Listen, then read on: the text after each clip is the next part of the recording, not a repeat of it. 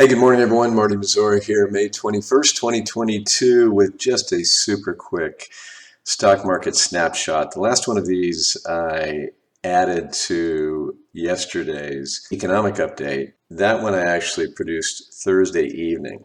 And then, of course, a lot happened yesterday in the market. It was a really noticeable sell-off. The S&P was down almost 2% at one point. NASDAQ down more than that. And then we came bounding back. I read a little bit of speculation that, it's because we hit that 20% mark intraday. And when we did that in 2011, we bounced off of that. And other times outside of a recession, fourth quarter of 2018, I can take us all the way back to 1998 and so forth, where we actually had a bear market intraday, but something happened, some big massive money stepped in and kept the textbook definition of a bear market from happening. And that would be down 20% in the S&P on a closing basis. Now we have a bear market in small caps in the Russell 2000. We definitely have a bear market in the NASDAQ. So we have bear markets all around us, and we have bear markets in the vast majority of traded stocks. We just don't have it in the S&P 500 just yet, right? So I reject the notion that there's some magic that keeps the bear market from happening outside of recession. Our base case, as I've continued to say, is not recession right here, but growth is slowing. I sympathize with folks who believe we're there or we're going to be there this year. That's not our assessment today, so we're not making that call.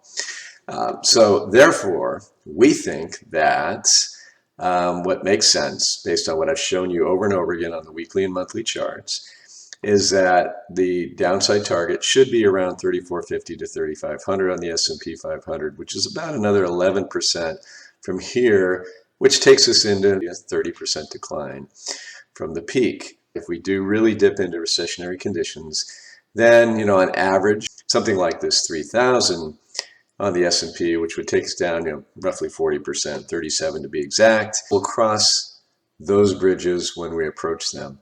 But what happened yesterday, right? What was it that sparked the rally? And I suspect there's probably some narratives. Maybe there were some headlines that hit yesterday.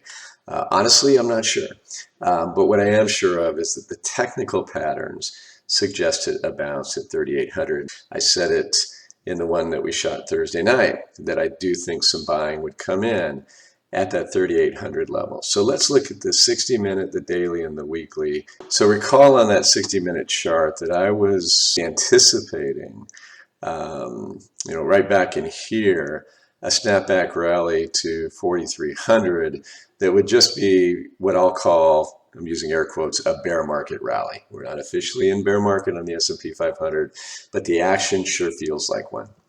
But we had our bullish divergences in the momentum. We had a breakout from the falling wedge, and it fell apart. It fell apart big time right when Walmart and Target described their woes going forward. And then I showed you Thursday night that this could be looking like a bear flag. And then I said, though, again, that we go down and test these levels, and we're probably going to see some buying in here at 3,800. And sure enough, we almost got there. 38.15, got halfway down the target on this bear flag, which would have been 37.40, we'll call it. And we bounced hard right off of that, found momentum, took us right into the close. And so, folks, what do we have right now? Well, we have a falling wedge pattern developing, and we have these real bullish divergences right here. So on a very short-term basis, this suggests, barring any weekend news or what have you, that momentum, could continue early into the week. Emphasis on could, right? And then who knows? Maybe we'll gather some steam and shoot right back up there, and we'll get my short-term upside price target taken care of. I don't know. And again, short-term stuff that really doesn't apply in a big way to what we do in our portfolio, but it did inspire us to make some short-term moves with regard to our all-important hedges just right there at the bottom. And let me give you more reasons why that 3,800 was so key, only on a short-term basis though. First, on the daily chart, recall that we had these bear flags developing, and this last price target took us to 37.80. So we're within shooting distance of that 3800. Didn't quite get there. This is the bottom of the daily candle, and I hope you can make this out. In fact, let me move this out of the way. So the way the candle works, folks, the body captures the open and the close. If it's red, that means it was down on the day. If it was green, that means it was up on the day. And then the wick here of the candle, if you will, goes in both directions. Some people call it the shadow. That shows you the daily range. So the S&P was as high as here, and this was the low. This is the body. This is the open and the close. If you just looked at that by itself, not much happened that day. Well, a lot happened. And ferociously, the market got bought just before it got to that 3,800 level, which was just above our target, right, on our bear flag. And when we look at the weekly, it was right at the 38.2% retracement of the rally off of the COVID low, right? Our ultimate price target, all things being as they appear today, from a macro standpoint, is right here, which coincides with the 200-week moving average and this pattern that we looked back over the last 30 years, which puts this as our price target. Could overshoot, of course, could undershoot, of course. But first, I've been making the point that probably get some buying right around 3,800, which would be that 38.2% retracement. Ironically, 38.15 is exactly where I believe the market bottomed on Friday.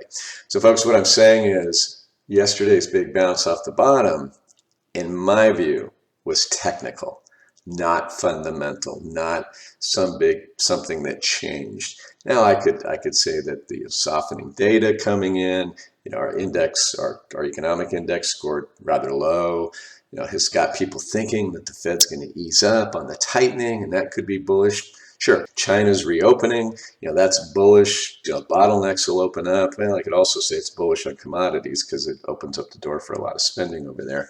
But nevertheless, technically, it made perfect sense. Not something to feel great about. We still obviously are expecting more pain in this market, so we're going to continue to hedge accordingly. Again, I'll just say it again. I wanted to jump in today and just kind of put yesterday's action into perspective. Apparently, from feedback I've gotten, there seems to be a relatively small audience for this amongst our clients. So it's easy for me to do them. So I hope you all find them valuable. Folks, thanks as always for watching and listening. Hope you have a wonderful weekend. Talk at you next week. Bye-bye.